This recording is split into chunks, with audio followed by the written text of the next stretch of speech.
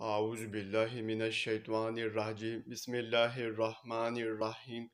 السلام علیکم ناظرین، آج ہم خواب میں چمڑا سرخ اور سیاہ دیکھنے کے حوالے سے تعبیر بتائیں گے۔ اس سے پہلے اگر آپ نے ابھی تک ہمارے چینل کو سبسکرائب نہیں کیا ہے تو سبسکرائب کر کے گھنٹی کے نشان کو دبا دیں تاکہ آپ کو دیگر آنے والے خواب کی تعبیریں سب سے پہلے مل سکے۔ چلیے اب چلتے ہیں خواب کی طرف۔ ناظرین، اگر خواب میں چمڑا سرخ دیکھا ہے تو اس کی یہ تعبیر ہوگی کہ راز افشا ہو جائے گا اور مال و زر میں نقصان اٹھائیں گے۔ اور اگر چمڑا سیاہ دیکھا ہے تو غم و اندوہ میں مبتلا ہوں گے۔ ناظرین، یہ تھی اس خواب کی تعبیریں۔